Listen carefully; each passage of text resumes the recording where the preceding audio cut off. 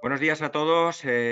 Bienvenidos a este webinar sobre las novedades del Real Decreto Ley 2/2021, que en breves minutos dará comienzo. Queremos ser puntuales en su inicio, todavía faltan 5 minutos, entonces manteneros a la espera. Como veis, están todos los presentadores y ponentes ya preparados y dispuestos. Bienvenidos a esta jornada de 12 de febrero. Y nada, simplemente en 3-4 minutos comenzaremos puntualmente esta atractiva jornada. Muchísimas gracias a todos.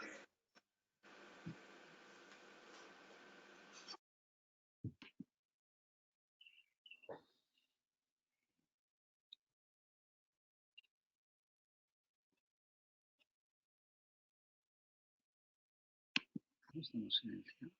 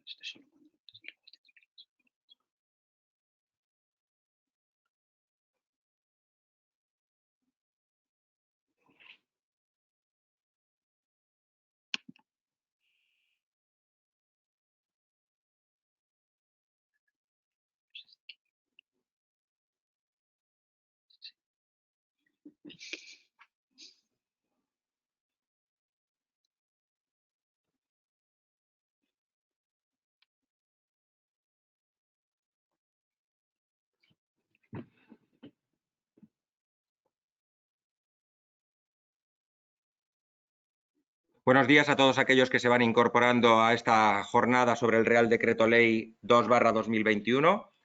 Nos mantenemos en espera hasta las 10:30 para comenzar puntuales esta sesión que tenemos preparada sobre las ayudas a los autónomos y la situación actual de los ERTEs. Y ya en breves minutos damos inicio a la sesión. Tenemos todo listo. Muchas gracias por vuestra asistencia.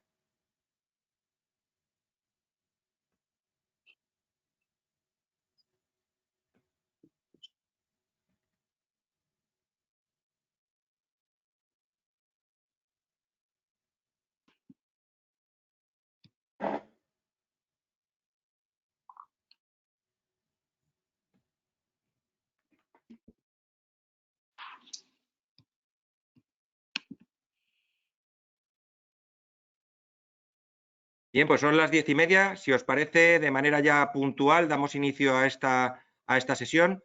Tiene la palabra la presidenta, doña María Antonia Cruz Izquierdo, presidenta del Colegio de Graduados Sociales de Madrid.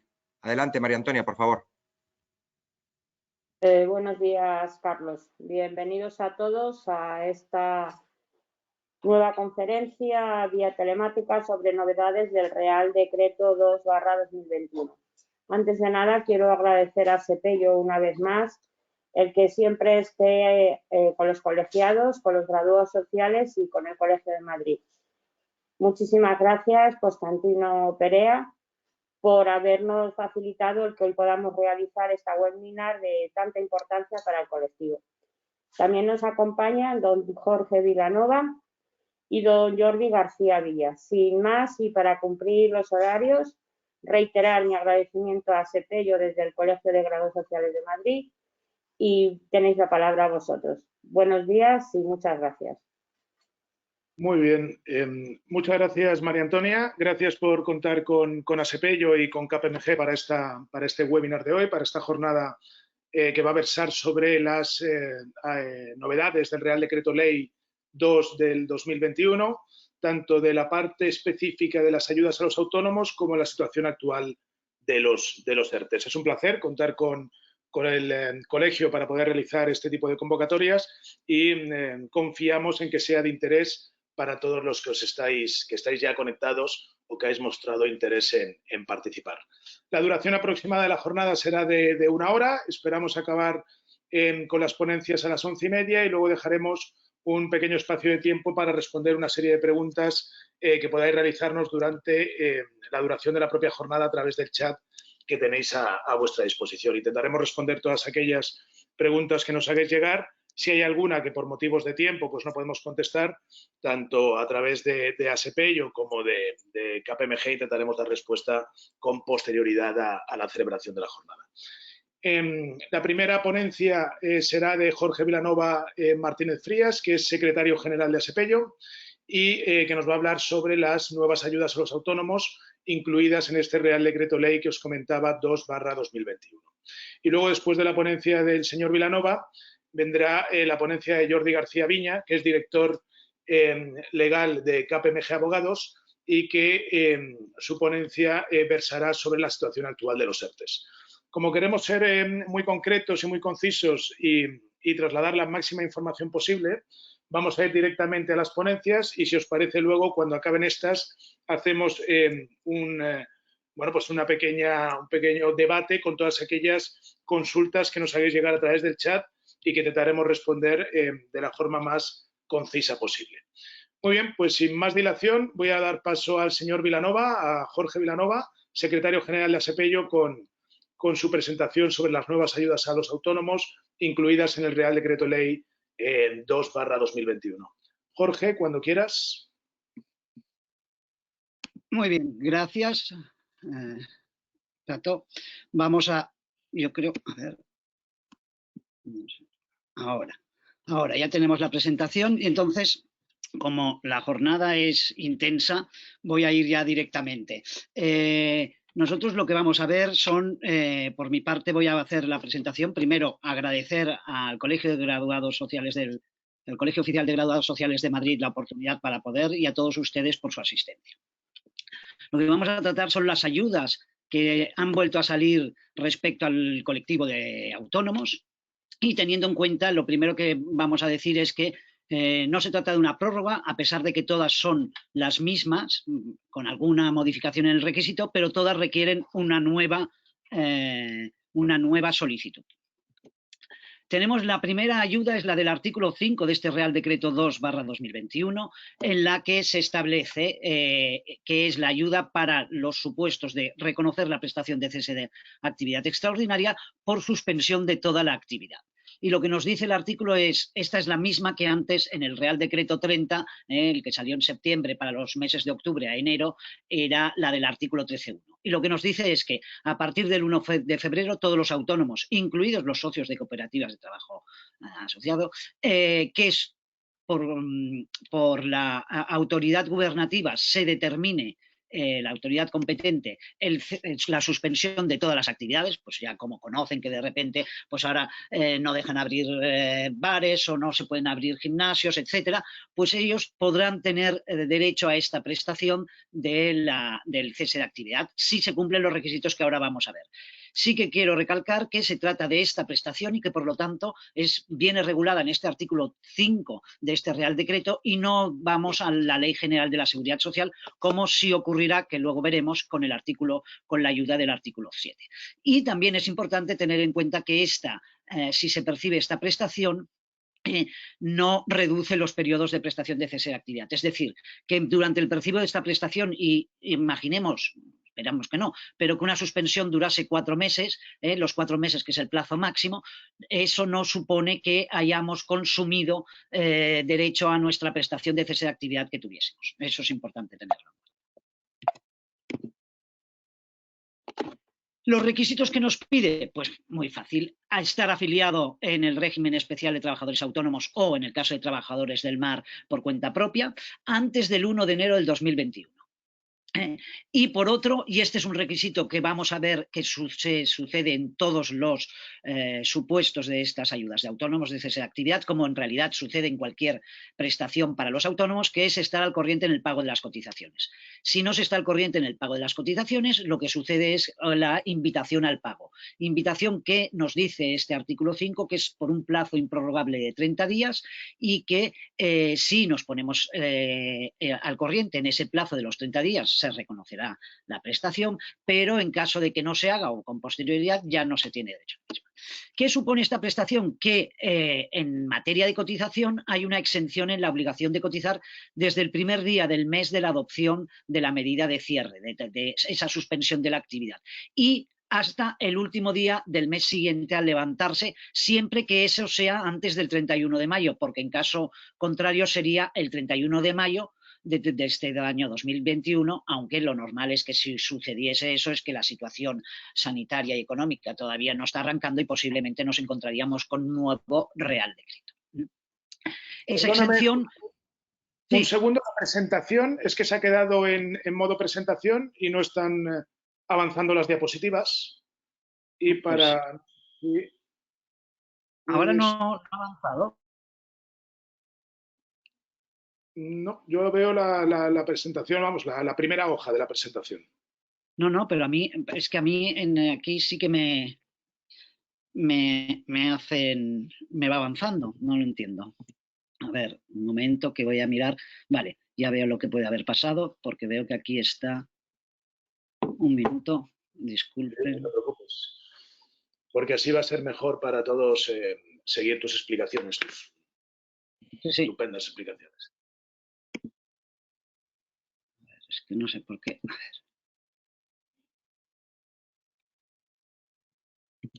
¿Ahora se ve que onda ha avanzado? A ver, yo ahora mismo de momento lo sigo viendo en diapositiva 1 de 40, en lo que es la pantalla que está compartida. Ahora, perfecto, Jorge. Gracias. Ahora genial. Perfecto. Pues vuelvo para atrás, que me había adelantado.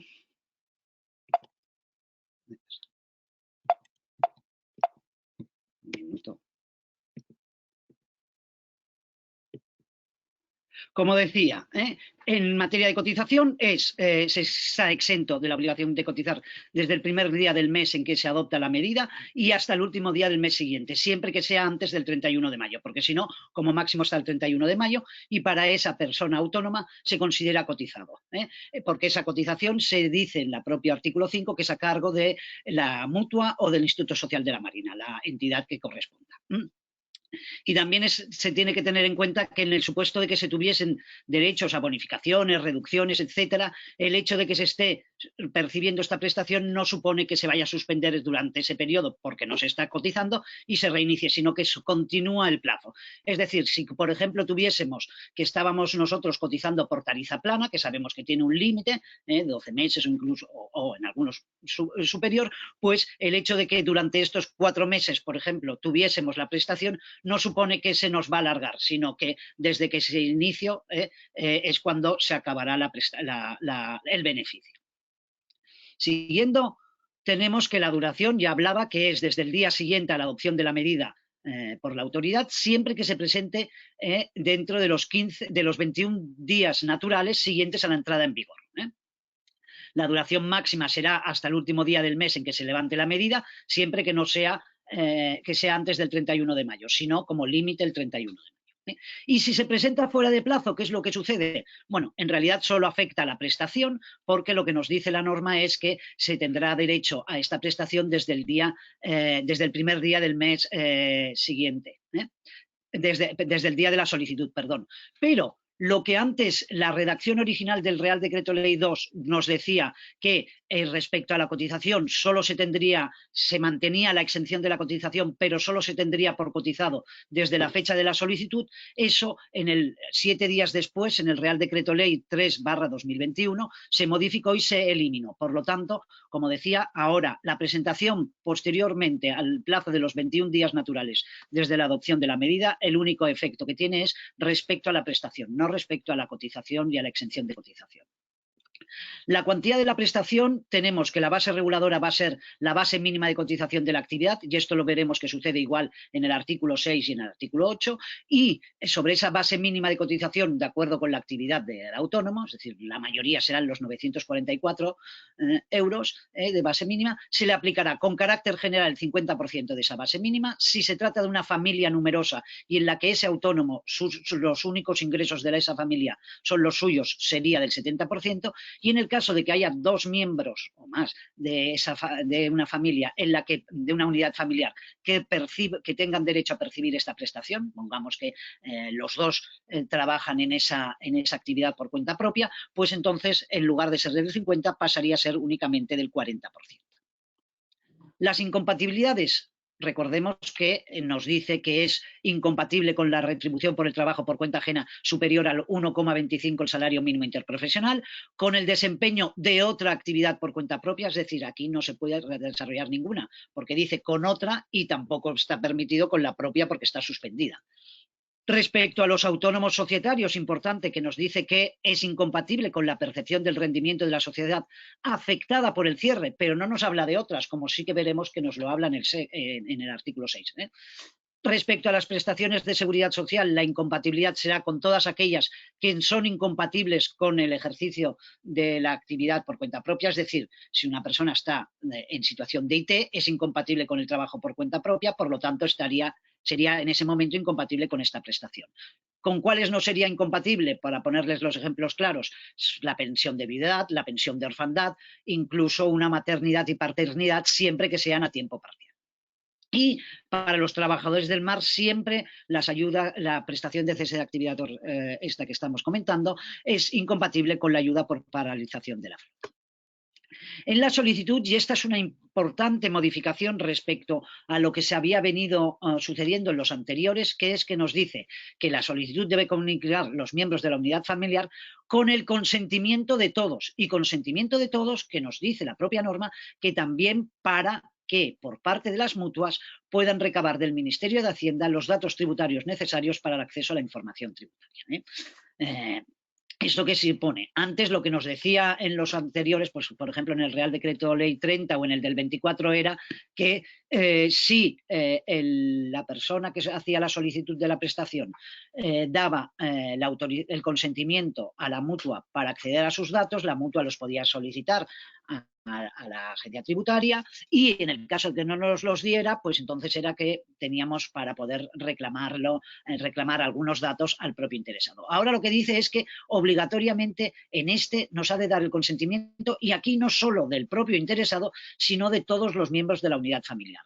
Aquí respecto a la protección de datos y la LOPD, yo creo que cuando se estaban legislando este Real Decreto lo tenían debajo en un cajón, porque puede plantear algunas dudas. Pero bueno, y digo que es importante porque lo que nos dice la norma, y luego lo volveremos a repetir en algunas otras, es que esa autorización para que la mutua pueda recabar los datos del Ministerio de Hacienda es un requisito para la tramitación. Es decir, si ustedes, en el caso de nosotros ya tenemos preparado el formulario, nos hacen la solicitud y en el dato de sí o no para dar la autorización a recabar estos datos, si nos ponen no, directamente ya lo que saldrá es un aviso de que no se va a tramitar la solicitud dado que no se tiene esa autorización.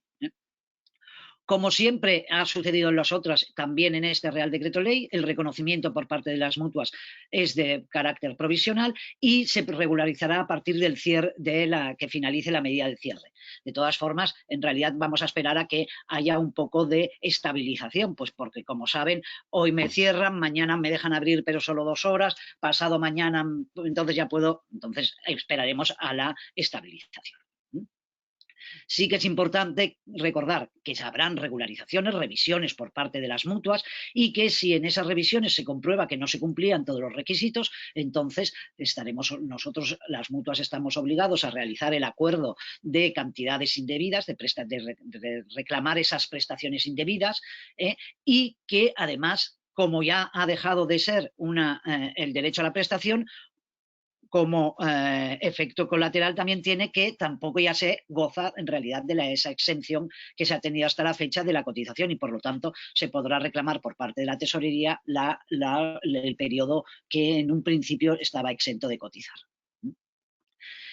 Es importante tener en cuenta porque recordarán que he dicho que en esta del artículo 5 es para aquellas actividades que a partir del 1 de febrero la autoridad competente determine la suspensión de todas sus actividades. Bien, ¿qué sucede con aquellas anteriores que, pues, por ejemplo, estaban suspendidas con anterioridad o incluso que se suspendieron el 30 o 31? Pues la disposición transitoria segunda de este Real Decreto nos dice que se prorroga la ayuda del artículo 13.1 a los autónomos que la estuvieran percibiendo a 31 de enero del 2021. Con una suspensión temporal de toda su actividad. Si bien esta será hasta el último día del mes al levantamiento de la suspensión o hasta el 31 de mayo. Vemos que aquí es una diferencia respecto al anterior. Y esto está en rojo porque ha sido una de las modificaciones que también ha realizado el Real Decreto Ley 3 del 2021 sobre el 2. Vamos ya al artículo 6, que es la prestación de cese de actividad y trabajo autónomo, es decir, permite el trabajo autónomo, y aquí sobre todo lo que tenemos que tener en cuenta que esta prestación, ahora la hablaremos, pero es para aquellos autónomos que no pueden acceder a la del artículo 7 o a la prestación ordinaria de cese de actividad. Pero importante, permite la compatibilidad de esa actividad autónoma con el cobro de esta prestación, igual que veíamos en el artículo 5, también aquí está regulada en este artículo 6. No vamos a acudir a la Ley General de la Seguridad Social como sí sucederá con el artículo 7. ¿Cuáles son los requisitos que nos reclaman? Alta en el RETA o en el REM para los trabajadores por cuenta propia del mar antes del 1 de abril del 2020. Hallarse al corriente en el pago de las cotizaciones, ya lo hemos dicho anteriormente, con invitación al pago. Y aquí ya tenemos no tener, perdón, aquí pone no tener carencia, no, pero no. Lo que dice el Real Decreto 2 es que para aquellos autónomos que no puedan tener derecho a la prestación ordinaria de cese de actividad del artículo 327 de la Ley General de la Seguridad Social, ni los que puedan tener, ni tampoco a la extraordinaria del artículo 7. Es importante porque en la anterior sí que hablaba, en el artículo, esta se refiere, era la que antes estaba regulada en el artículo 13.2 del Real Decreto Ley 30, y en la anterior sí que decía que no se cumpliese con el requisito de carencia. Pero ahora nos dice que no se cumpla. Puede ser que tengas el requisito de carencia, como veremos después, por ejemplo, en el artículo 7, que tengas esos 12 meses como mínimo cotizados en cese de actividad, pero sin embargo, como empezaste tu actividad a partir del 2020, no te va a ser imposible el acreditar las pérdidas. Pues podrías acceder a la del artículo 6, porque aquí lo que nos dice es únicamente que no puedes acceder a la del 3, a la ordinaria de la Ley General de la Seguridad Social, ni la del artículo 7, que luego veremos. Como otro requisito es que no se pueden tener rendimientos netos computables fiscalmente. En la anterior del Real Decreto 30 nos hablaba de ingresos por esta actividad durante el primer semestre de 2021 superiores a 6.650 euros, es decir, el salario mínimo interprofesional, incluyendo una paga extra, ya que estamos en el semestre, y así lo dicen.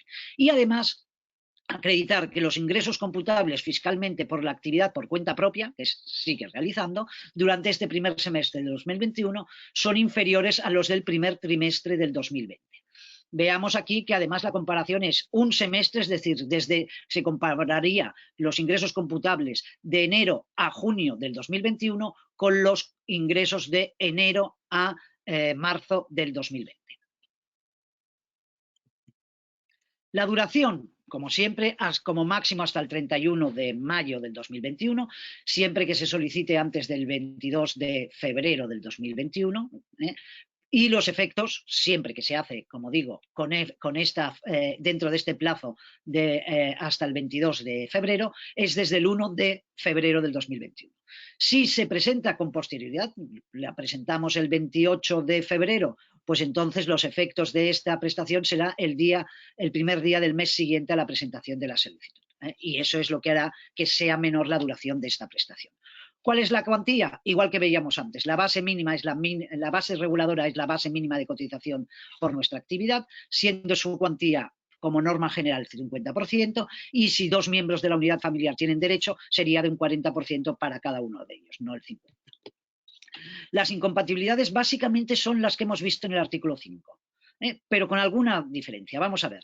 Primero, retribución, si es incompatible con la retribución por un trabajo por cuenta ajena siempre que lo que recibamos en esa retribución sea superior al 1,25 del salario mínimo interprofesional, con el desempeño de otra actividad por cuenta propia, ya nos lo decía también la del artículo 5, pero aquí es la diferencia. Aquí nos dice que es incompatible con la percepción de rendimientos de una sociedad.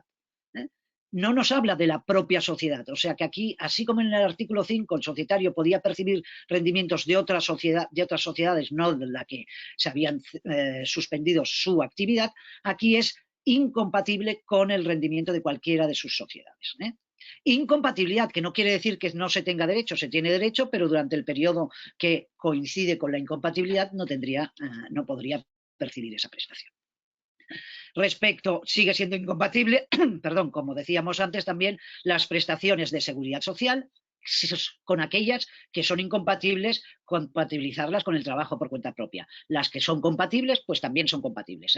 Vuelvo al ejemplo, es incompatible con una IT, es incompatible con una maternidad o una paternidad disfrutada a tiempo total, pero no es incompatible con si se está percibiendo una viudedad, una orfandad, una maternidad o paternidad a tiempo parcial. Y los del mar con las ayudas a la paralización de la flota.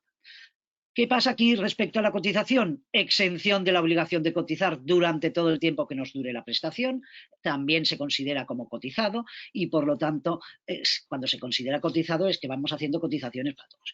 Es a cargo del presupuesto de la entidad que corresponda, mutua o Instituto Social de la Marina, igual que veíamos en el artículo 6, no modifica la duración de condiciones que pudiésemos tener o deducciones o rebajas en materia de cotización por cobrar esta prestación. Y si no, aquí sí que es importante. Eso también se hizo en la anterior, en octubre, con el Real Decreto Ley 30 respecto al artículo 13.2. Y es, si yo estoy percibiendo esta prestación porque, por ejemplo, estaba en tarifa plana y por lo tanto no tenía carencia, porque no estaba cotizando, no estaba obligado a cotizar por cese de actividad, a partir en el momento en que paso a percibir esta prestación, en el momento que se acaba el percibo de la prestación, paso ya a estar obligado sí o sí a cotizar por el cese de actividad. Respecto a la gestión, como los anteriores, reconocimiento provisional, aquí ya nos dice que la regularización sería a partir del 1 de septiembre del 2021, nos vuelve a decir que aquí se tendrá que dar por el interesado la obligación de ese consentimiento para poder acceder a los datos tributarios del 2020 y 2021 con Hacienda, pero también reconoce que en el supuesto de que no pudiéramos tener acceso a los datos, pues los autónomos nos deberán aportar a la mutua colaboradora en el plazo de 10 días tras el requerimiento que se le hiciera de la copia del modelo 390 respecto al IVA anual del 2020 y las liquidaciones trimestrales también del 2020 y además las de los 2 primeros trimestres del 2021, del modelo 130 respecto a la liquidación del IRPF del año 2020 y del primer y segundo trimestre del 2021, y los autónomos que tributan por estimación objetiva, modelo 131, pues cualquier documentación necesaria o cualquier medio de prueba que permita acreditar que se cumplen los requisitos exigidos respecto a esos ingresos que se reclaman. Como veíamos también en el 5, no me quiero alargar, únicamente recordar, igual que se ha hecho en las anteriores, es cuando se haga la revisión por parte de la mutua, si al final se ve que no se cumplían los requisitos, haríamos una reclamación de prestaciones indebidas fijando una fecha para el ingreso de las cantidades que estamos reclamando. Que si se realizan el pago, se reintegra esas cantidades por la persona interesada en ese plazo que le ha señalado la mutua, será sin intereses o recargo, pero pasado el plazo ya se comunica por parte de la mutua a la Tesorería General y ya la Tesorería General es la que se encarga de hacer la reclamación y entonces ya se incluyen los recargos e intereses. Igual que en las del Real Decreto 24 y las del 30, contempla, y lo veremos en las siguientes, del artículo 7 y 8, se prevé también la posibilidad de renuncia por propio interesado hasta el 31 de abril con efecto desde el mes siguiente y de devolución, es decir, que un propio autónomo ve que ha solicitado la ayuda, pero ve que los ingresos van a superar los límites que se han establecido como requisito y él mismo hace la devolución de la prestación. También nos dice que se ha de comunicar, la solicitud debe comunicar los miembros de la unidad familiar, si alguno tiene derecho a esta prestación o cuando otros u otros ingresos, y de la declaración jurada de los ingresos por trabajo por cuenta ajena. Vuelvo a decir, aquí la autorización a la mutua para recabar los datos es un requisito para poder realizar el trámite. Si no se dan, no se puede realizar el trámite, porque la propia norma dice, lo pone como requisito para la tramitación de esta ayuda. A diferencia del anterior, aquí en realidad son únicamente la autorización para acceder a los datos tributarios es del interesado. No aunque se habla de que se debe comunicar quiénes son los miembros de la unidad familiar, como los mismos no hace referencia, como sí lo hacía en el artículo 5, a esa autorización de los datos fiscales, mi interpretación es que no es necesaria, salvo en el supuesto que digamos lo que veíamos antes, que dos miembros de la unidad familiar son beneficiarios y por lo tanto se les reconocería el 40% y por lo tanto se tienen que ver los requisitos de ambos y sí que en ese sería el único supuesto. Y el artículo 6 contempla, igual que en su día el artículo 13.2, que una de las causas de extinción de esta prestación es si se llegan a cumplir los requisitos para acceder a la prestación de cese de actividad ordinaria, es decir, sería en ese caso que cerramos definitivamente nuestra actividad, o la del artículo 7 del Real Decreto Ley 221. En este, pues, bien fuese por carencia, por tener ya carencia si no se tuviera, etcétera. Vamos ya a la prestación de cese de actividad y trabajo autónomo del artículo 7, la que permite compatibilizar. Y que esta, a diferencia de las que hemos visto anteriormente, aunque hay alguna especialidad en el propio artículo 7 de este Real Decreto, donde se regula, es en la Ley General de la Seguridad Social. ¿Cuáles son los requisitos? Como siempre, afiliado y alta en el RETA o en el régimen del MAR para los trabajadores por cuenta propia de este régimen, tener cubierto el periodo de carencia del artículo 338 de la Ley General de la Seguridad Social, es decir, como mínimo esos 12 meses que dan derecho a 4 meses de prestación. No tener la edad de jubilación o, si se tiene, tener derecho a poder acceder a la misma. Recuerden que si se tiene la edad, pero pues faltan requisitos de carencia para la prestación de jubilación, pues sí que se puede acceder.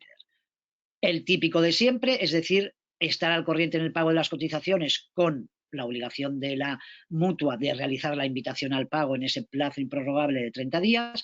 Y un requisito importante es que en el caso de que la persona autónoma sea a su vez empleador y tenga trabajadores por cuenta ajena, pues tiene que haber cumplido con sus obligaciones laborales o de seguridad social. A tal efecto, lo que nos dice la norma es que se presentará una declaración responsable. Pero por poner un ejemplo, si estamos en la mutua, estamos realizando respecto a ese autónomo que a su vez es empresario, el pago directo de la IT de uno de sus trabajadores por incumplimiento de la empresa del pago delegado, ya no podría acceder a la prestación porque no está cumpliendo con esas obligaciones laborales o de seguridad social. Y estos requisitos que he mencionado son los requisitos que establece la Ley General de la Seguridad Social, en el artículo 330. Elimina, como es lógico, pues lo del compromiso de actividad, etcétera, porque aquí se va a permitir compatibilizar esa actividad por cuenta propia con la prestación. ¿Cuál es el requisito adicional que le introduce el artículo 7? Pues es, por un lado, nos habla de la reducción de los ingresos computables fiscalmente. Antes, en el artículo, la disposición adicional cuarta del Real Decreto Ley 30, que lo regulaba, nos hablaba de facturación, ahí se gana. Durante el primer semestre de este año 2021, de al menos el 50% en relación con el segundo semestre del 2019. Segundo semestre del 2019. Pero además de este, tampoco se puede haber obtenido durante el primer semestre del 2021 unos rendimientos netos computables fiscalmente que sean superiores a 7.980 euros. Y nos habla de proporcionalidad. ¿A qué se refiere la proporcionalidad respecto a la reducción de ese 50% en los ingresos computables respecto al 2021, primer semestre, con el segundo semestre del 2019? Pues en el caso de que no tuviese todo el semestre del 2019, haríamos solo proporcionalmente. Pero algo tiene que haber, porque si yo me he dado de alta me di de alta en su día a partir del 1 de enero del 2020, no tengo ningún ingreso computable fiscalmente en el segundo semestre del 2029, por lo tanto no podría acceder a esta ayuda del artículo 7, porque sería imposible el que haya una reducción de ingresos del 2021 respecto al 2019, porque en el 2019 no tenía. Podría acudir, si cumplo los otros requisitos, a la del artículo 6. La duración. Lo que nos dice la norma es que el máximo podrá ser hasta el 31 de mayo, pero siempre que el trabajador tenga derecho conforme al artículo 338 de la Ley General de la Seguridad Social. Es decir, recordemos, el artículo 338 de la Ley General de la Seguridad Social lo que establece es cuál es el número de meses que se puede tener derecho de conformidad con los meses cotizados. Y además nos dice que también para aquellos autónomos que inicien esta prestación el 1 de febrero del 2021, pero que se les agotaría antes porque de acuerdo con la tabla del artículo 338, pues solo por lo que tenían cotizado podrían tener derecho a 1 o 2 meses, pues en lugar de extinguírselo tendrán derecho a que se realice hasta el 31 de mayo del 2021. Porque recordemos que esta prestación sí que está consumiendo prestación de cese de actividad, lo mismo que nos consumía la de la disposición adicional cuarta del Real Decreto 30 y nos consumía esta misma regulada en el Real Decreto 24. Los efectos serán desde el 1 de febrero siempre que la solicitud se haga antes del 22 de febrero, en caso contrario a partir del día siguiente a la presentación de la solicitud. Si llega 31 de mayo del 2021, solo se podrá continuar percibiendo esta prestación de cata si entonces se cumplen con todos los requisitos de la prestación del artículo 330 de la Ley General de la Seguridad Social, es decir, que en ese momento tendrá que haber el cumplimiento de encontrarse en la situación legal de desempleo, de cese de actividad, suscribir el compromiso de actividad, acreditar la activa disponibilidad para la reincorporación al trabajo, en el caso de que lo que tenemos es un negocio abierto al público, el cierre del mismo, etc. Y siempre que por la propia nuestra cotización teníamos meses suficientes para ir más allá de esos, de acuerdo con el artículo 338. La cuantía de la prestación, y este ya avanzo porque hay gente que en otras sesiones que hago dicen, ¿de dónde sales? Porque en el artículo 7 no dice 70. Bueno, ahora lo veremos. La cuantía es, la base reguladora es el promedio de los últimos 12 meses y la cuantía es el 70% de esa base reguladora, teniendo en cuenta que se aplica la cuantía máxima y mínima, es decir, 175, 200 o 225 del IPREM y en la mínima 80 del IPREM o 107, dependiendo de que tengamos cargas familiares o no, hijos o no hijos. ¿Por qué digo que la cuantía es del 70%? Porque lo que se nos está reconociendo es la prestación de cese de actividad de la Ley General de la Seguridad Social, la del artículo 327 y siguientes, donde ahí se establece que la cuantía es el 50%. Luego veremos que hay una excepción y es que hay algunos que pueden acceder a esta prestación del artículo 7 y que su cuantía no será del 70%, pero lo vemos en un momento. En este caso, que hay compatibilidad entre la prestación y el trabajo, la actividad propia de autónomo, la cotización se sigue estando obligado a realizar la cotización por parte del autónomo. Ahora bien, por parte de la Mutua del Instituto Social de la Marina, se le pagará la parte de cotización por contingencias comunes que le corresponde, es decir, el 28,3.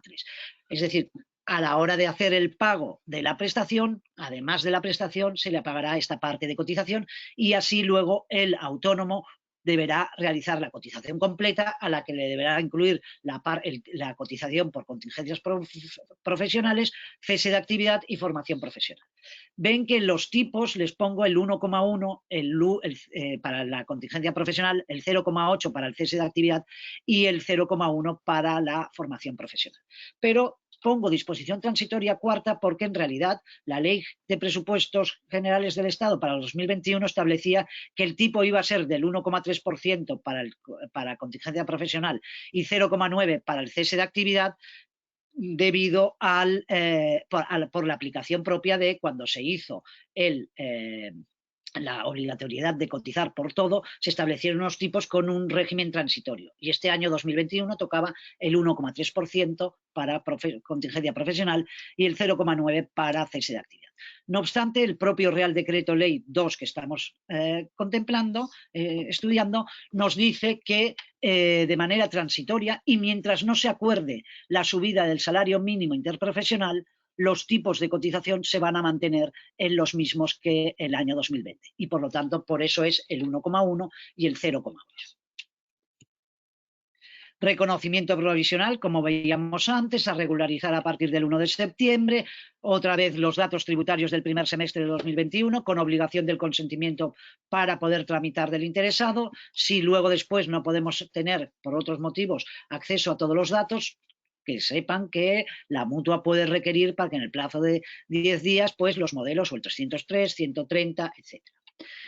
Importante novedad, y novedad que se introdujo no en el propio Real Decreto Ley 2, sino en el 3, y es que para los autónomos que cotizan por o sea que su tributación es por estimación objetiva, para ellos se va a entender que cumplen ese requisito de la reducción del 50% si el número medio diario de personas trabajadoras afiliadas y en altas en el sistema de la Seguridad Social de su propia actividad, con el CNAE de 4 dígitos, es durante el periodo de la prestación inferior en más del 7,5% del número medio correspondiente al segundo semestre del 2019.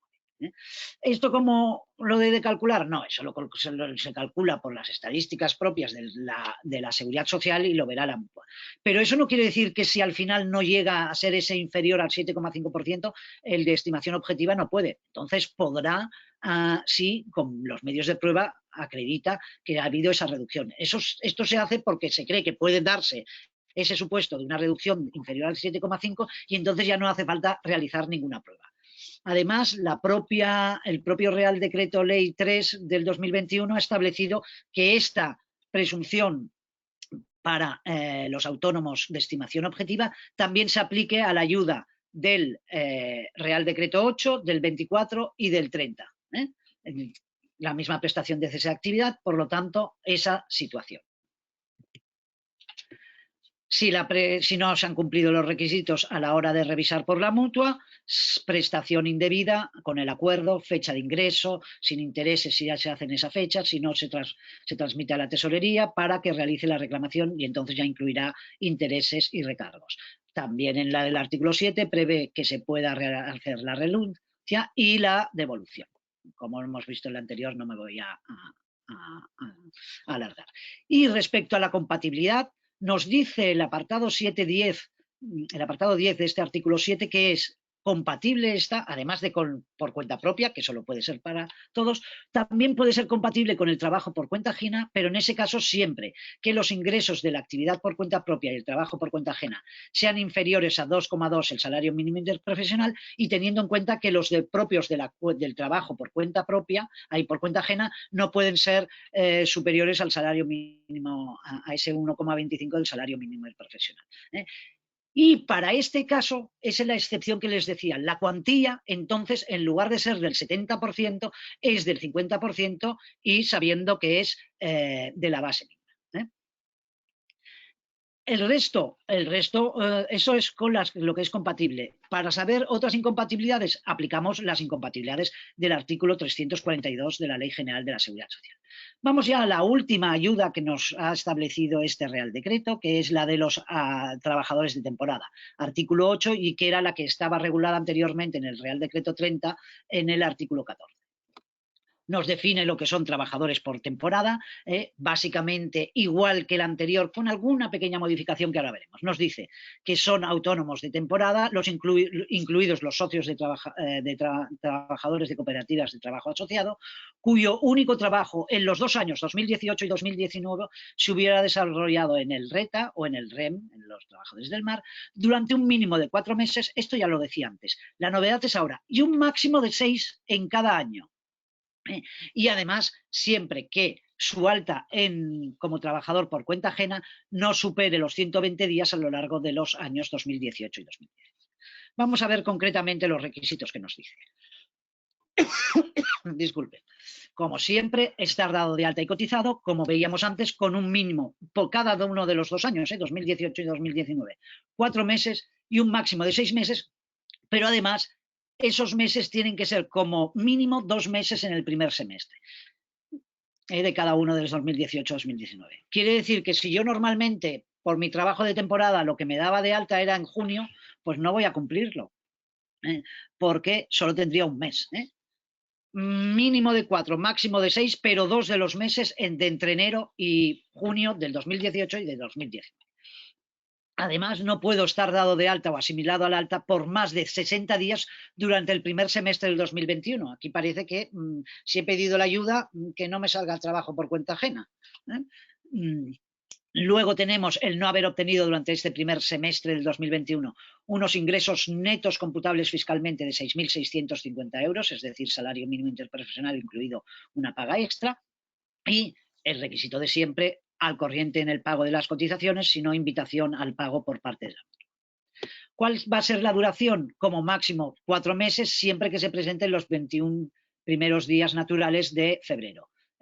Si es así, serán los efectos desde el 1 de febrero. ¿Que lo presentamos con posterioridad? Pues entonces ya los efectos serán desde el día siguiente de la solicitud. La cuantía de la prestación, aquí base reguladora, es la mínima de cotización que corresponde a la actividad desempeñada y la cuantía que se aplica es del 70% de la base mínima de cotización. Tampoco es aplicable aquí los mínimos y máximos que, como hemos visto durante toda la presentación, solo se aplican en la del artículo 7. Respecto a la cotización, no existe obligación de cotizar, la exención es a cargo de los presupuestos de la Mutua del Instituto Social de la Marina y se entiende que ese autónomo de temporada permanece durante esos meses en situación de alta o asimilada. Las incompatibilidades tenemos con el trabajo por cuenta ajena, con las prestaciones de seguridad social, salvo las que sean compatibles con la actividad, como lo hemos visto, con la actividad propia o rendimientos de sociedad de su actividad solo. Si se superan los 6.650 euros en el primer semestre del 2021 y los del MAR con las ayudas de la Junta. Gestión, reconocimiento provisional, como siempre, revisión a partir del 1 de septiembre, obligación de dar el consentimiento para que la mutua pueda acceder a los datos tributarios del primer semestre del 2021 y además que se sepa que también permite que a la mutua, si falta algunos de los datos una vez solicitados a Hacienda, se le puede reclamar por parte de la mutua para que en 10 días nos aporte pues bien los modelos 303 de los IVAs o los del IRPF.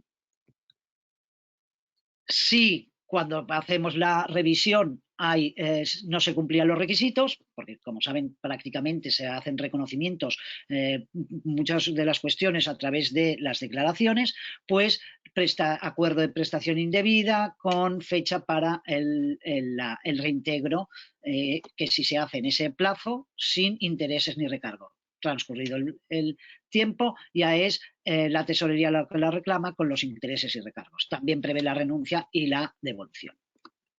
Aquí es una cuestión que no es a través de este Real Decreto, pero creo que es interesante y lo hemos por otras situaciones en las otras prestaciones que hemos dado, y es que a través de la agencia tributaria y con consultas que había, lo que se ha establecido es que se ha de tener en cuenta que la prestación extraordinaria de cese de actividad y las distintas, las del Real Decreto 8, las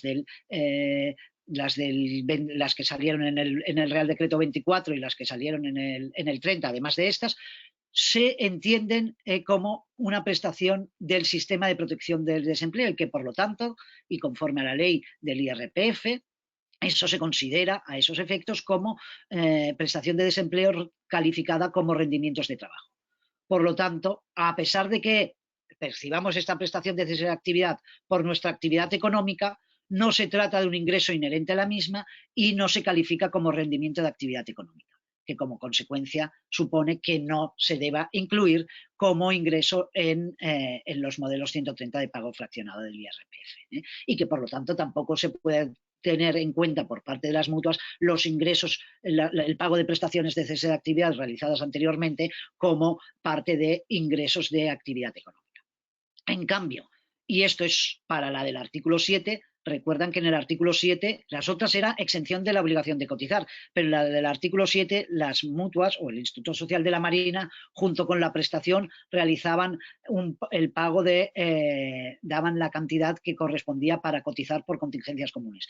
Y eso sí que Hacienda nos dice que tiene la consideración de ingreso de la actividad y, por lo tanto, aquí sí que se incluye como rendimiento de la actividad económica y se debe incluir en el artículo 130. Ya para acabar, y disculpe que creo que me he pasado un poquito, es una curiosidad. En este Real Decreto Ley 2 del 2021, se hace, en la disposición derogatoria única que hay, en uno de los apartados lo que dice es que se deroga lo dispuesto en el artículo 13, 14 y la disposición adicional cuarta del Real Decreto Ley del 30.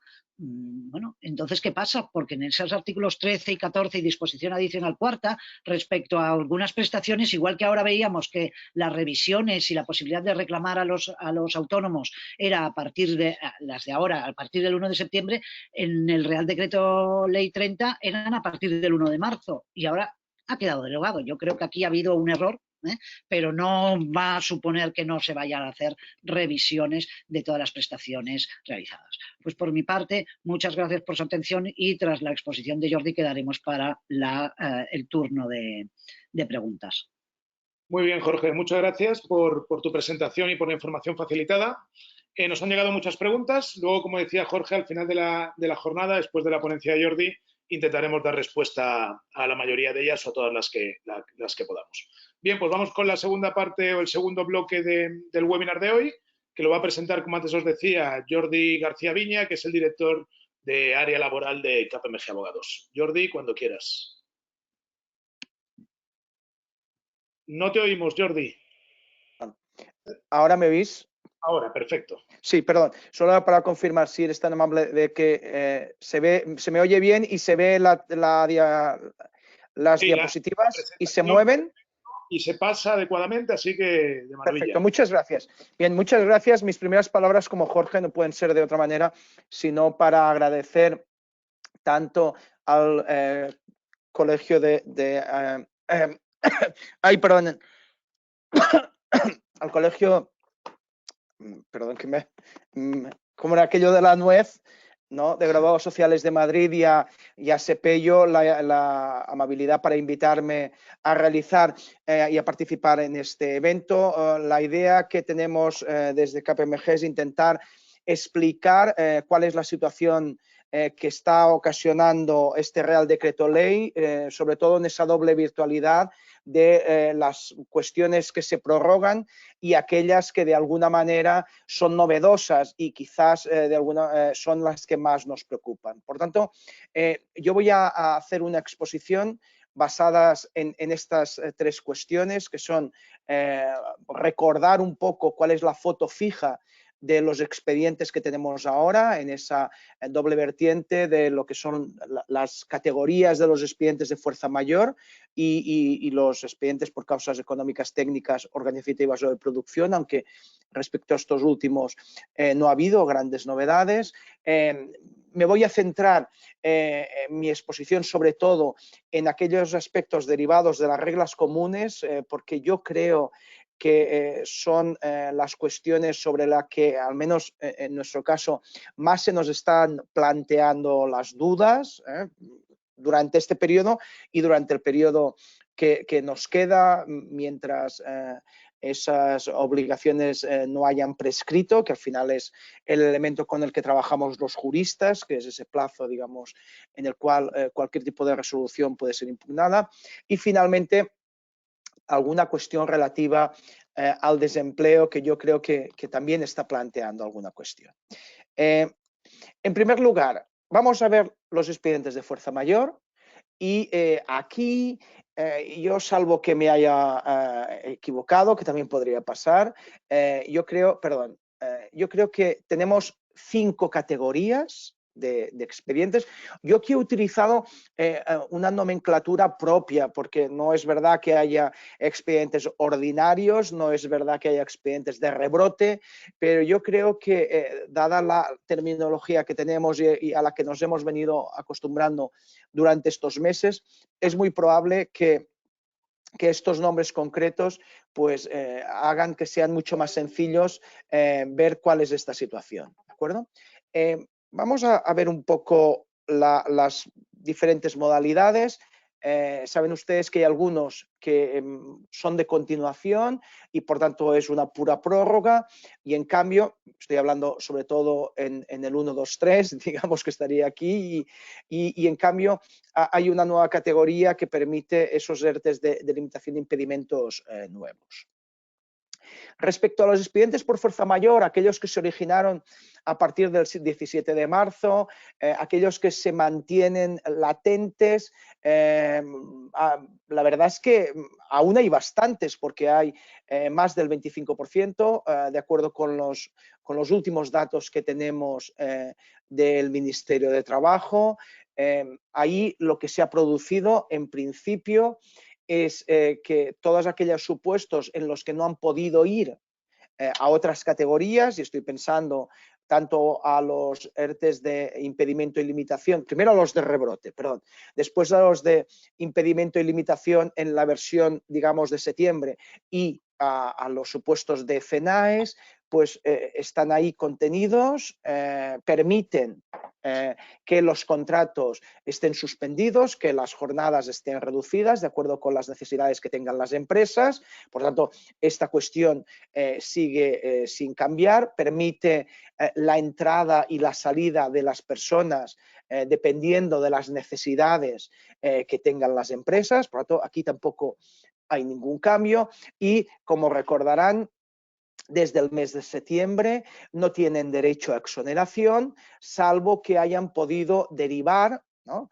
a otros supuestos, bien porque esos mismos se hayan convertido en lo que hemos catalogado como expedientes por CENAE, porque de hecho no hay una conversión, pero sí que hay una cierta referencia, o bien porque estas situaciones hubieran solicitado expedientes de impedimento o limitación, y entonces se transformarán en otros, pero como no hay, y aquí recuerdo que tuvimos una discusión larga sobre si tenía sentido o no tenía sentido la referencia relativa a la renuncia de estos expedientes, así el hecho de solicitar uno nuevo tenía que suponer la obligación de renunciar, a qué efectos tenía el hecho de no hacerlo. Incluso hay alguna comunidad autónoma que se planteó, y de hecho está activa en su página web,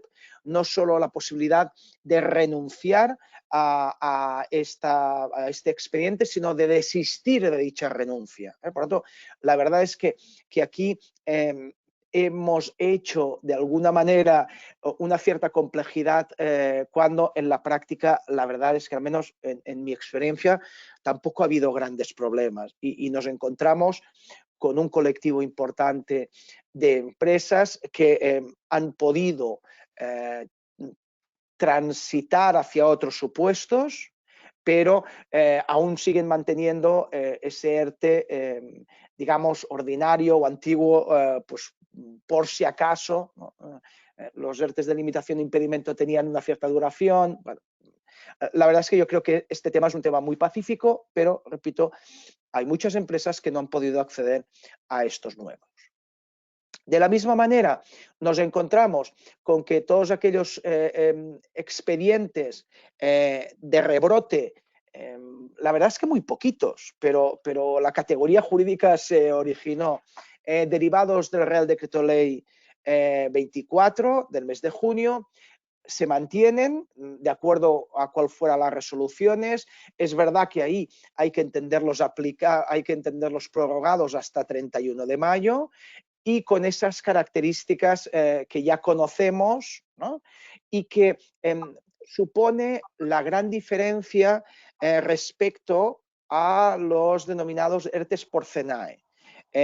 Los expedientes de rebrote de junio, la prórroga de los expedientes por impedimento y por limitación, y los nuevos expedientes de impedimento o limitación, y esto probablemente es la nota más característica respecto ¿no? a la asunción de costes solo permiten la exoneración respecto a los trabajadores suspendidos o reducidos y en el porcentaje de esa suspensión o reducción.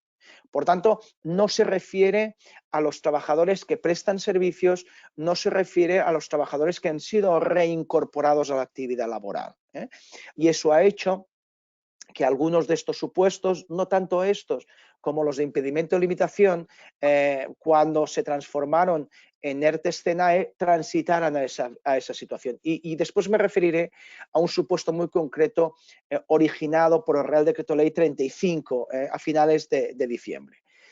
Respecto a los requisitos, los que ustedes ya saben, que son estos, y recordar, porque no está expresamente aquí, la obligación de la Ley General de Seguridad Social de comunicar a la Inspección de Trabajo cualquier tipo de variación del horario, de la jornada, que esto sí que es absolutamente necesario. Porcentajes de exoneración, pues este módulo 190 que vamos a verlo repetido en muchos de estos aspectos. En tercer lugar, la continuación de los expedientes por impedimento. Aquí hay que recordar que cuando salieron estos expedientes a finales de septiembre, la duda refería a si, qué tipo de normas, pero sobre todo a durante cuánto tiempo podían generarse, ¿no? Y impedimento quiere decir cierre total, quiere decir cierre total físico, de manera que hay una norma concreta que me dice, mire usted cierre. Se puede referir a que de acuerdo con aquella norma la empresa pueda interpretar que ha de cerrar. Recuerden que había una diferencia respecto a la exoneración entre impedimento y limitación. La verdad es que yo diría que todos estos discusiones e incógnitas quedaron cerradas por la propia realidad, de manera que la realidad fue mucho más efectiva que las discusiones jurídicas, y ahora lo que nos encontramos es en un colectivo también importante, porque yo hasta ver los primeros datos, saben que los datos de los expedientes en su momento no estaban desagregados y por tanto era difícil determinar cuántos trabajadores había en un tipo o en otro. La verdad es que, y por tanto yo pensaba que había muchísimos más trabajadores en ERTES por limitación que por impedimento. La realidad no es así. Es verdad que hay más en limitación, pero tampoco son tantos. Por tanto, el ERTE por impedimento, también dependiendo de las comunidades autónomas y de los sectores concretos, está afectando más. Ahí lo que nos hemos encontrado es que las empresas han aplicado el principio de precaución, de manera que solo en aquellos supuestos en que la norma de referencia les impedía absolutamente abrir, utilizaban este ERTE de impedimento, y en este caso todos aquellos supuestos que haya de impedimento pues van a continuar con esta situación, con una, digamos, especialidad que ahora veremos que se referirá también a los nuevos, ¿vale? Que permitirá transitar de un ERTE a otro. Ahora la vemos. La exoneración, cuando se continúe en estos expedientes por impedimento, también esta estructura de 190.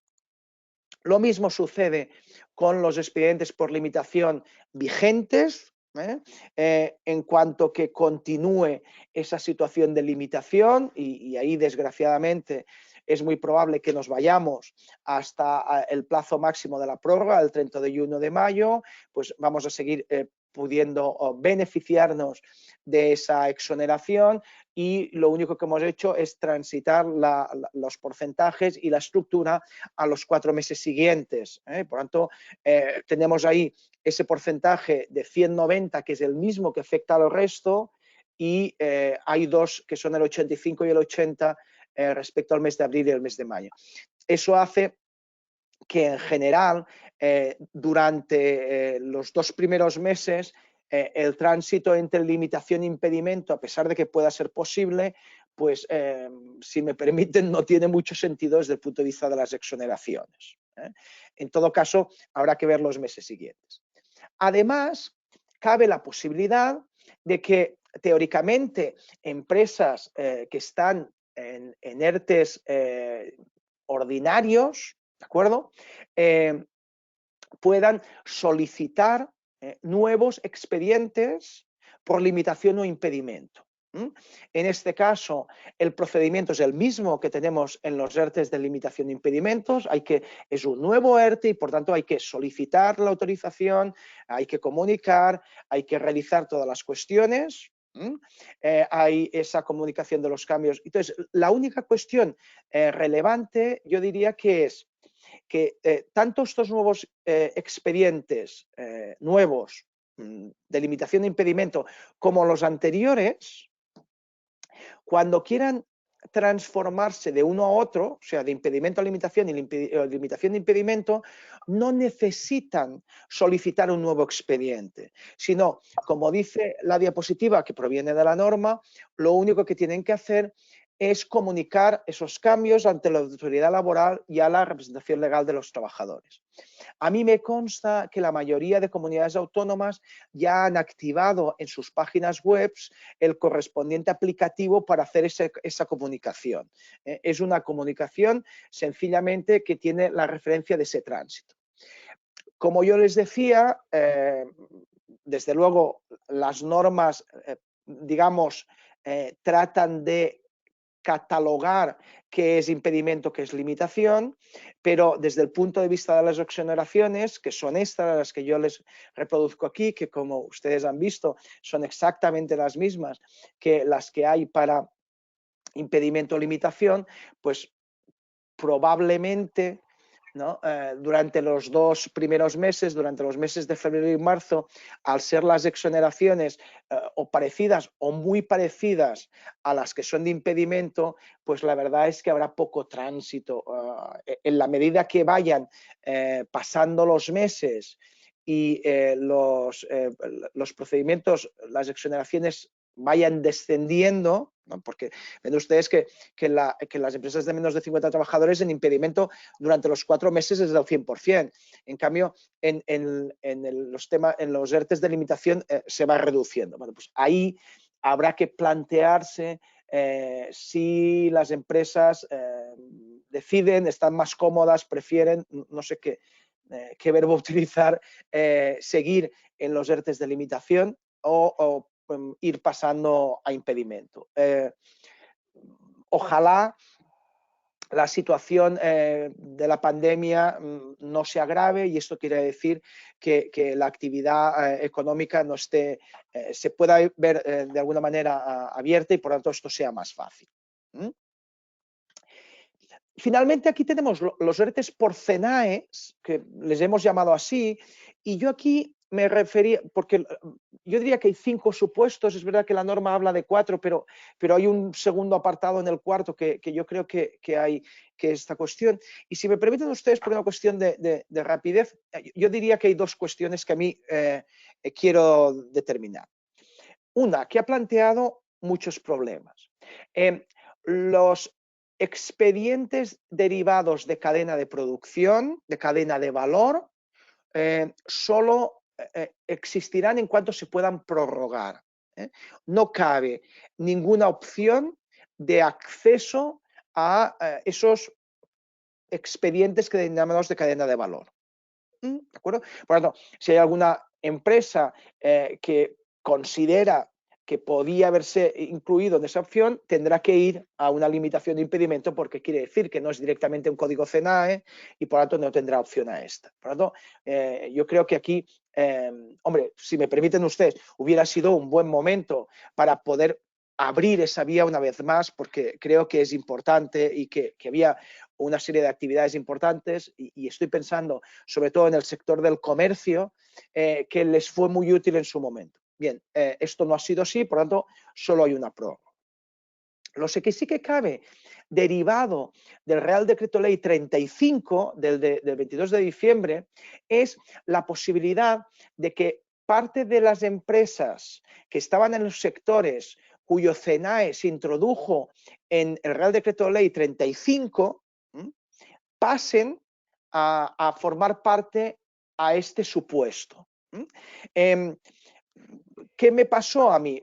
A mí y a muchos de mis colegas, que como la norma salió a finales de diciembre, el paso al CENAE solo se refería respecto de la exoneración, solo se refería al mes de enero y por lo tanto hubo muchas empresas que prefirieron esperar, ¿no?, y ver qué efecto tendría.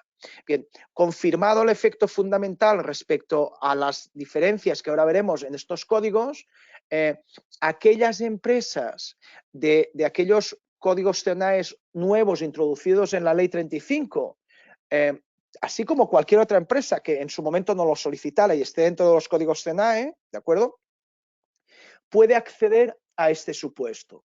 ¿Cuál es el procedimiento? No existe. Por tanto, ¿cabe algún tipo de comunicación a la autoridad laboral? Pues no consta que quepa ningún tipo de comunicación. Lo que sí que hay que hacer, a los efectos de la Tesorería General de la Seguridad Social, es la declaración responsable, es la comunicación, es las informaciones respecto a los cambios en los horarios y después dos cuestiones, una que ahora me referiré, y es que no hace falta la solicitud colectiva de prestaciones, porque esta obligación ha sido obviada para todos los supuestos, y lo que sí que hay es la obligación de que con los meses correspondientes vayamos comunicando al SEPE cuál es la situación de los trabajadores a efectos del percibo de las prestaciones.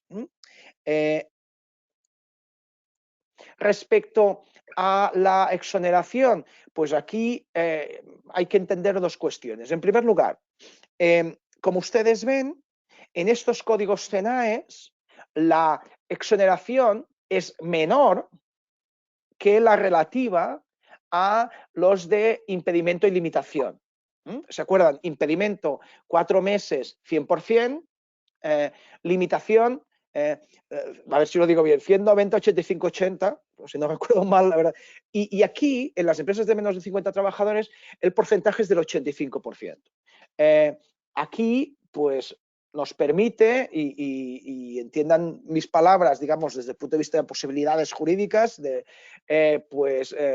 valorar si dicha situación es más favorable, mejor, no sé qué concepto utilizar, como ERTE de limitación o de impedimento o como ERTE CENAE. Aquí la diferencia fundamental es una y muy importante, y es que en estos ERTEs CENAEs la exoneración no solo se aplica respecto a los trabajadores con contrato suspendido, a los trabajadores con la reducción de jornada y por tanto por esas cuestiones, sino también a los trabajadores reincorporados. Y es muy posible que, tal como yo deseaba que poco a poco durante estos 4 meses podamos ir, digamos, ampliando las plantillas y reincorporando a las personas que teníamos en ERTE, porque podemos ir abriendo los negocios un poco más, acabe siendo, digamos, mejor. Perdonen la terminología, pero prefiero ser, digamos, muy cauto, utilizar este mecanismo por la doble exoneración que no utilizar, a pesar de que sea un poquito más baja la exoneración, que proceder a la continuación, en este caso, de los expedientes por limitación o impedimento.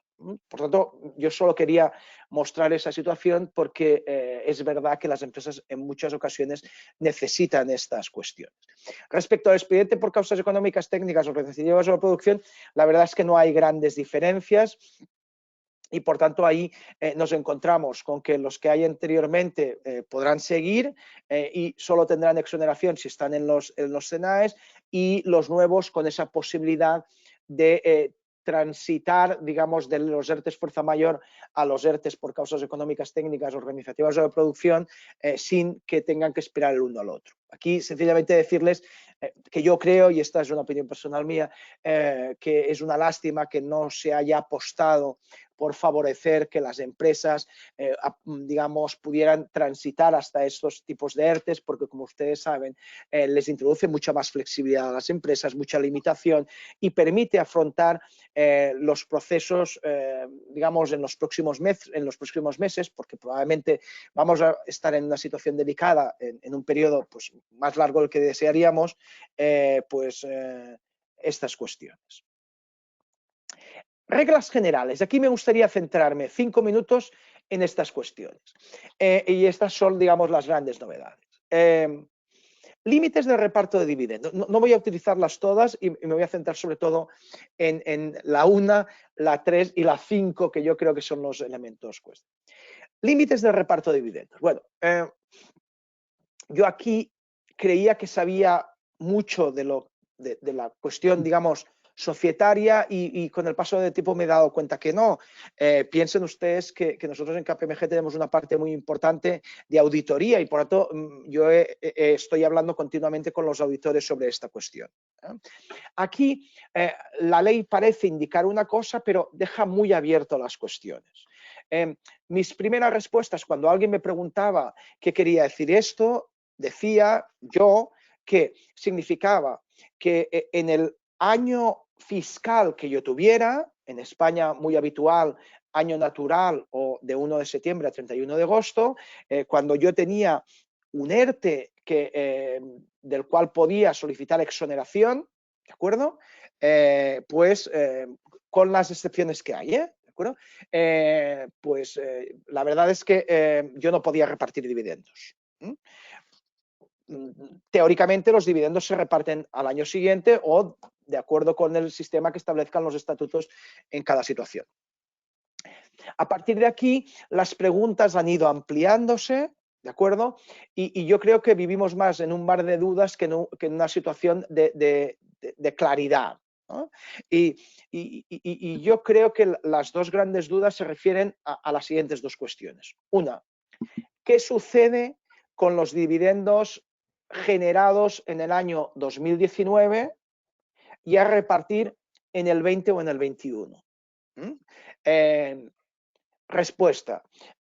Yo creo que la ley no se refiere a ellos porque se generaron fuera del periodo del COVID, fuera del periodo de las exoneraciones, pero creo que ahí no se impide que alguien crea que no se puede repartir dinero, provenga del año fiscal que provenga, en el año de las exoneraciones. Y por tanto, yo creo que ahí tenemos esas dudas. Segunda cuestión, relativa hacia el futuro. Yo ya tengo claro que lo que he generado en el año 20, que lo que he generado en el año 21, que son 2 años que yo tengo las exoneraciones, no voy a poderlo repartir como dividendos.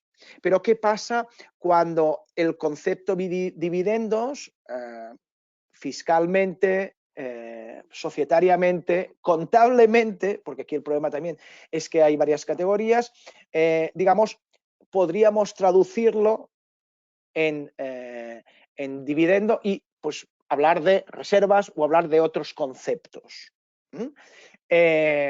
Dicho de otra manera, esa limitación de los dividendos del 20 y el 21 se bloquean, se blindan indefinidamente, ¿de acuerdo?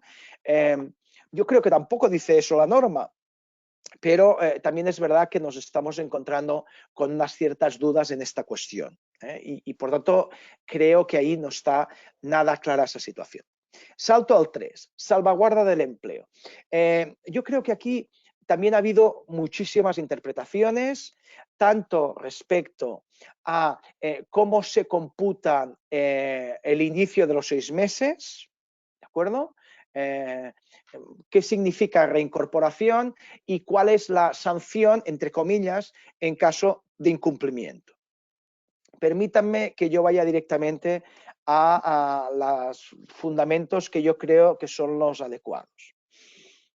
En primer lugar, yo creo que la ley está pensando en que el cómputo de los 6 meses de la salvaguarda del empleo es trabajador a trabajador y por tanto no cabe la interpretación, no cabe quiere decir que yo creo que es poco efectiva esa interpretación que está rondando por ahí de que en el momento en que se reincorpora al primero el plazo de los 6 meses cuenta. Yo creo que esa no es la adecuada, pero sometido a otras consideraciones.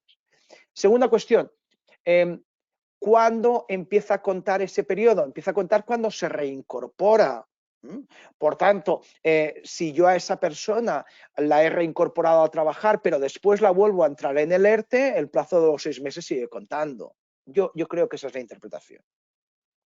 Tercera materia respecto a la reincorporación. Ustedes saben que hay 3 normas que han establecido 3 plazos de 6 meses de salvaguarda del empleo. En la primera se ha hablado de 6 meses, en la segunda, que es la correspondiente al mes de septiembre, bueno, que empezamos en septiembre, se habla de un plazo de 6 meses que empezará a contar a partir del momento en que se acabe el anterior, y la última, que es la del Real Decreto Ley 2021, que lo que hace es remitirse a la norma de septiembre, sin decir demasiada cosa más. Vale. ¿Qué significa esto? Significa que creo que cabe la interpretación de que lo que nos encontremos es en un plazo de 6 más 6 más 6. Por lo tanto, que cuando haya acabado el primer plazo de 6 meses sea cuando empiece el segundo y cuando haya acabado el segundo empiece el tercero. Repito, creo que la norma no lo dice claramente, pero podría estar en la idea de esta cuestión. Última cuestión respecto a la salvaguarda del empleo, y era el segundo punto que yo les decía. ¿Cuál es la sanción en caso de incumplir la salvaguarda del empleo? A pesar de la nota informativa de la Dirección General de Trabajo, que conocen todos ustedes y que hemos leído y que hemos diseccionado, yo creo que se está claramente ante una situación que puede ser articulada como una sanción, por mucho que la propia norma, por mucho que la propia nota informativa no lo diga así. Debe haber en algún momento una resolución administrativa de la Inspección de Trabajo, porque eso sí que establece la norma, que nos obligue a devolver las exoneraciones, y por lo tanto ahí estamos hablando de un supuesto sancionador que, como ustedes saben, de acuerdo con la LISOS, tiene múltiples facciones, no solo tiene digamos, la sanción pecuniaria. Lo digo porque he encontrado varias interpretaciones que dicen no, es que no nos van a poner una multa, ¿no? Pero escuche, cuando nos levantan un acta un acta por infracotización, cuando nos levantan un acta por no tener trabajando, perdón, a las personas aseguradas, puede haber un acta de una multa, pero puede haber otras cuestiones. Por lo tanto, ese mecanismo de devolución o de accesorio lo tenemos muy claro.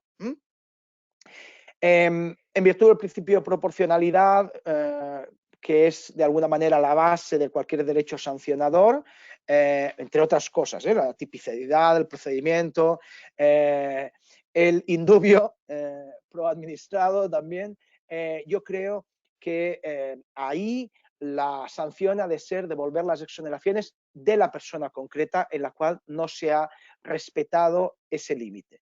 Y ahí también hay un argumento, yo no sé si el concepto es válido, que podríamos llamar histórico, relativo a que hay otras normas que hemos tenido en otros momentos. En Real Decreto Ley 14/2015, hay un Real Decreto Ley del año 2019, la Ley de la Integración Social de los Minusválidos, que hacen esa referencia persona a persona. Por lo tanto, yo creo que ahí la interpretación debería ser eso, pero, repito, estoy dando mi opinión. Finalmente, el tema de la prohibición de extinción, que no nos olvidemos, también va vinculado al salvaguarda del empleo, porque nos podemos encontrar que la prohibición de extinción acabe el 31 de mayo, pero depende de cómo interpretemos la salvaguarda del empleo, continúe mucho más. Por lo tanto, ahora están las dos combinadas. Yo soy... Primero, ustedes saben que hay multitud de sentencias de juzgados de lo social sobre esto, y volvemos a hacer lo mismo que hacíamos con los RAI, de saber quién gana. Si es cuantitativamente, ganan las de improcedencia, a pesar de que hay algunas raras. A mí me consta que solo hay una sentencia del Tribunal Superior de Justicia de Madrid sobre esta cuestión, pero me consta que decir que se me haya podido pasar alguna. Y yo creo que ahí hay un elemento fundamental. Uno, la tradición jurídica, la lógica jurídica, como ustedes quieran llamar, de nuestro sistema de extinción, yo creo que permite eliminar la opción de la nulidad, salvo que esa extinción tenga o pueda estar basada en alguna de las causas que permiten la nulidad, pues por discriminación, en cuyo caso sí que cabría la nulidad. Pero yo creo que la nulidad por el hecho de que exista la prohibición no cabe. A mí me gustaría creer que esa prohibición no debería tener efecto, porque el sistema español de extinción ya es suficientemente protector, de manera que cuando no hay la suficiente razón, cuando los comportamientos del empresario no son suficientemente graves y culpables en el caso del despido, cuando las causas económicas, técnicas, organizativas o de producción no son suficientemente razonables, de acuerdo con el criterio de los jueces, pues existe un mecanismo que es el de la improcedencia con la correspondiente indemnización. Lo lógico sería eso, pero a su vez, aplicando ese criterio de lógica y de tradición histórica, debería existir la posibilidad de que esa prohibición de extinción pudiera dar como lugar la procedencia de dicha extinción. Acuérdense que en la prohibición por extinción no hay excepciones. Las excepciones están en la salvaguarda del empleo, pero aquí no. Eso sería lo lógico. Por tanto, lo normal sería que el juez hiciera el mismo análisis que hace en cada momento y determinara si los motivos por los cuales se produce la extinción son válidos o no válidos y declarara la procedencia o la improcedencia. Eso sería lo normal. Es verdad que ante esta interpretación, que yo creo que es la más técnicamente posible, nos encontramos con que existe un artículo que viene del 17 de marzo, que dice, perdón, del 9, es el Real Decreto 9, que nos dice no se puede tener como causa esta, ¿no? Entonces, ahí tengo la duda yo de si eso ha de tener efecto o no ha de tener efecto. Pero sí que quiero, de alguna manera, ratificarme en la idea general de que yo creo que la nulidad no cabe. Finalmente, en el último minuto que me queda, respecto a la protección por desempleo, yo solo recordarles que el Real Decreto Ley 2/2021 continúa con esos efectos, ¿de acuerdo? Se sigue reconociendo la prestación, 70% de la base reguladora, pero aquí hay que tener cuidado, porque hay que recordar dos cuestiones que a mí me preocupan mucho, además de los fijos discontinuos. Los fijos discontinuos, si ustedes me permiten, y para todos aquellos de ustedes que se dedican a los fijos discontinuos, me parece que es un tema que bueno, está absolutamente, si ustedes me permiten, desmadrado. Uno, recuerden que el contador a cero no se aplica desde el 1 de octubre y eso va a tener efectos seguro a partir del momento en que las empresas hayan de tomar decisiones, pues probablemente a partir del 31 de mayo y eso va a tener efectos importantes. Dos, al menos literalmente, la prórroga del Real Decreto Ley 2/2021, que se refiere al artículo 25.6 del Real Decreto Ley 8/2020, ¿no? Cuando hace ese ejercicio, nos lleva a tener en cuenta que hay una de las frases de ese artículo 25.6 que se refiere que en aquel momento, para tener derecho a la prestación de desempleo, se tenía que estar en alta. Quería decir que el trabajador tenía que estar contratado en la empresa. Claro, no tiene mucho sentido que en supuestos actuales se exijan situaciones relativas al mes de marzo del 2020. A nosotros nos ha originado algún problema ya. Por tanto, yo creo que ahí hay que tener en cuenta esa situación. Yo también pido disculpas por lo que haya podido tardar de más y me pongo a su disposición. Muchas gracias. Muy bien, Jordi. Oye, muchísimas gracias por tu presentación y por toda la información detallada que nos has trasladado. Como han llegado muchísimas preguntas, las hemos intentado agrupar en determinados bloques para facilitar un poco la agilidad en responderlas. Entonces, habrá algunas que por el tiempo y porque hoy al final era mucha información y hemos consumido prácticamente la duración de toda la jornada, no podremos responder. Estas no os preocupéis porque se van a subir a la web del Colegio Oficial de Graduados Sociales con la respuesta que se considere tanto por parte de KPMG de Jordi como por parte de Asepello a través de Jorge o de los coordinadores de prestaciones de cada autonomía en Asepello. Ha habido muchas preguntas sobre si se va a compartir las diferentes presentaciones y el vídeo de la jornada. Tanto el vídeo como las presentaciones se van a subir a la web del Colegio Oficial de Graduados Sociales de Madrid, así que lo tendréis a vuestra disposición, entiendo que a partir del lunes. Y sin más dilación, empiezo con las preguntas que hemos agrupado y empezaré por Jorge y por las muchas preguntas que han llegado de autónomos. La primera, Jorge, y te la lanzo ya directamente, es autónomos que cotizan por módulos. ¿Cómo se demuestra el descenso de facturación? Eso es el problema de siempre, ¿no? Y que nos hemos encontrado con todas las prestaciones. Es cualquier modo, lo que dice la norma es que lo pueden realizar por cualquier medio de prueba que lo permita. Entonces, ya sabemos que justamente cotizan por módulos y no tienen obligaciones de llevar según qué libros, etcétera. Entonces, es con facturas, con ingresos, con cualquier medio que lo pueda determinar. Muy bien, gracias. La segunda sería autónomos que puedan estar en situación de baja de ITE por contingencias comunes. Una vez que estén de alta, ¿pueden solicitar la ayuda por cese de actividad? Sí, a diferencia de lo que sucedió en las anteriores que establecieron, pues por ejemplo, que para poder acceder a esta tenías que haber estado percibiendo, cobrando la prestación hasta el último día del anterior, en esta no se establece y por lo tanto sí. Lo único que pasará es que la ayuda será a partir de la solicitud porque se habrá presentado con posterioridad al plazo inicial. Muy bien. Artículo 7 dice que establece el requisito de carencia suficiente en 12 meses. Preguntan, si se ha consumido por otra prestación, ¿se pone el contador a cero? No, o sea, lo que has consumido, claro.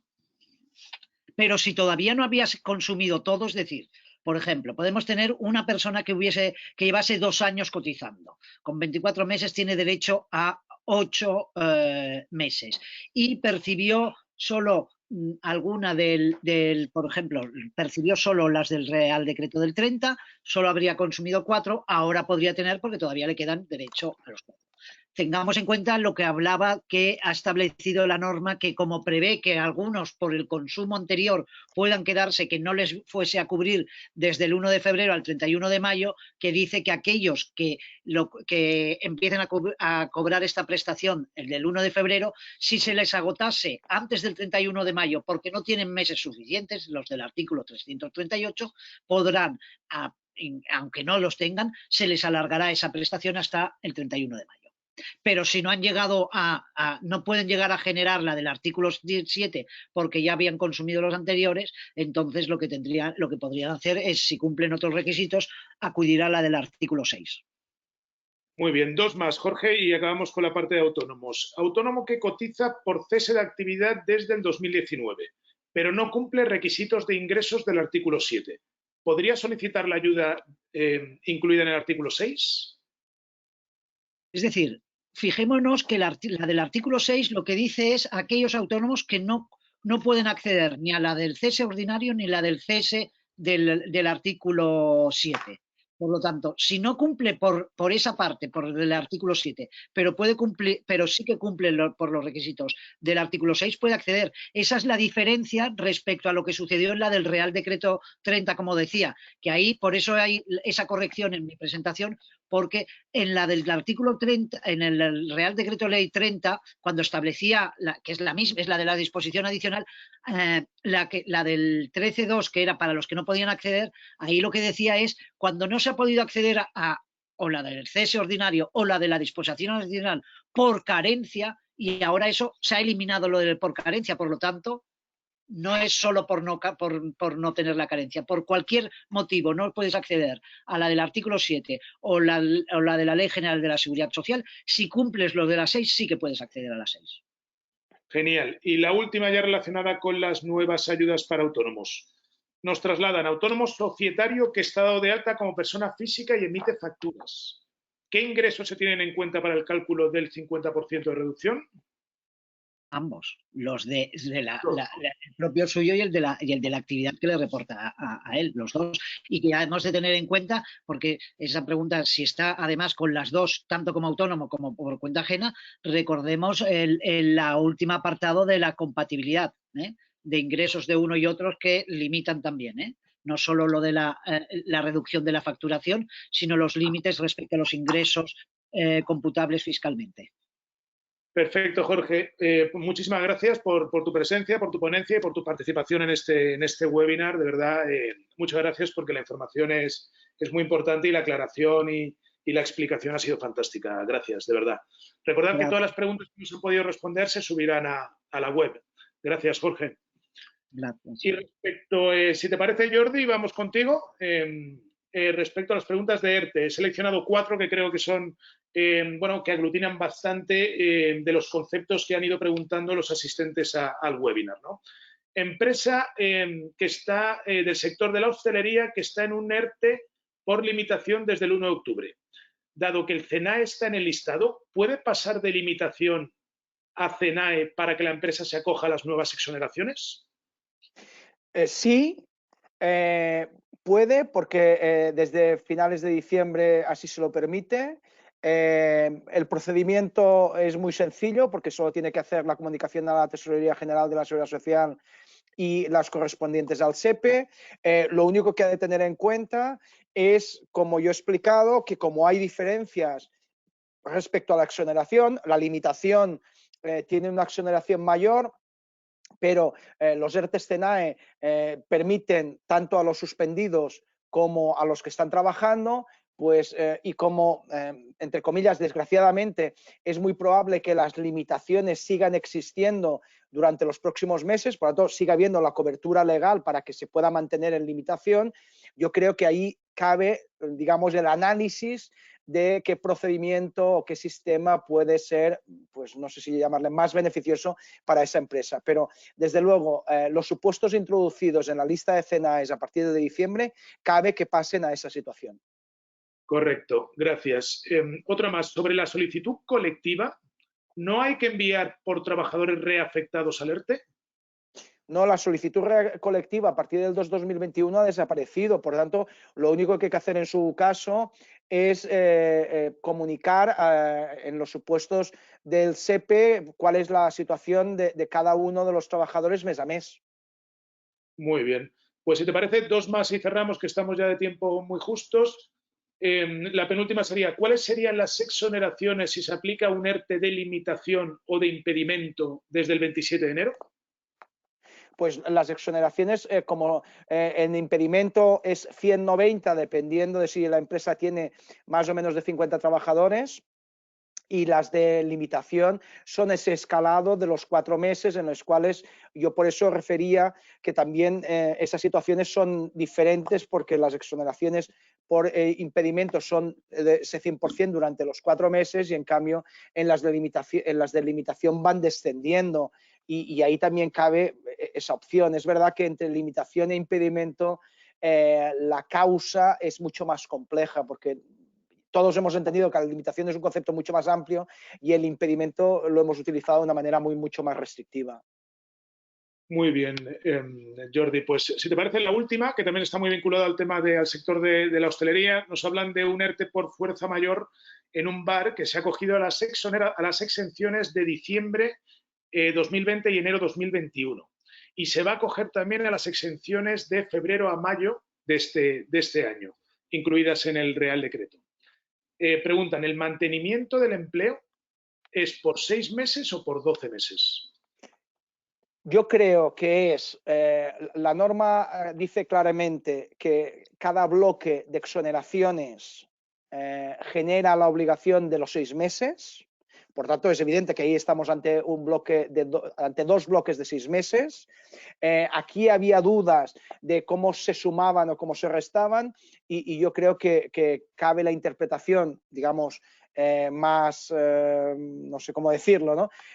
Más razonable desde el punto de vista de la precaución, que es en el momento en que esta persona, que este bar reincorpore al trabajador que está suspendido, empezará a computar el primer plazo de 6 meses. Cuando acabe ese plazo de 6 meses, empezará a computar el segundo plazo de 6 meses. Yo creo que esa es la interpretación, digamos, que deberíamos seguir por si acaso. Muy bien, Jordi. Oye, pues muchísimas gracias por tu participación también en este webinar. La verdad es que, bueno, pues ha sido un lujo, ¿no? Contar con los dos y contar con la colaboración y la organización y la planificación del webinar por parte del colegio, ¿no? Gracias a todo el equipo del colegio, a María Antonia, como presidenta, a todos los asistentes por vuestro tiempo y recordaros lo que hemos comentado, el tema de las presentaciones y la grabación de la jornada se va a subir a la web, así como aquellas preguntas que no han podido ser respondidas en el tiempo de duración de esta jornada. Y yo simplemente recordar que desde Asepello pues estamos a vuestra disposición en toda la red asistencial que tenemos en Madrid, que ya sabéis que tenemos 19 centros a través de nuestro personal de administración, de prestaciones, de los directores y obviamente en tiempos de COVID pues a través de la web, de las redes sociales y de cualquier canal que consideréis adecuado para poder contactar con nosotros y estaremos encantados de daros la respuesta adecuada. Gracias de nuevo a KPMG, a Jordi, gracias a Jorge por tu participación y Carlos, si queréis cerrar ya, gracias de verdad al colegio. Muy bien, pues muchísimas gracias, Constantino. Ahora en una sesión presencial estaríamos escuchando aplausos, aquí no es posible, así que hacemos extensivos los aplausos virtuales a Jordi y a Jorge también por su intervención y por su claridad. Tengo una mala noticia para vosotros y es que vais a tener trabajo este fin de semana para responder todas estas preguntas que nos han planteado los compañeros. Y a compañeros y compañeras graduados sociales, muchísimas gracias por vuestra asistencia porque sin vosotros esto no tiene sentido. Así que muchísimas gracias a todos y la próxima semana esperemos que podamos tener ya esas preguntas alojadas en la página web del colegio, la grabación del evento, como siempre, y esperando que tengamos una próxima jornada donde podamos seguir avanzando con estos temas que nos ocupan y nos preocupan. Muchísimas gracias. Muchas gracias a todos, un abrazo. Gracias. Gracias.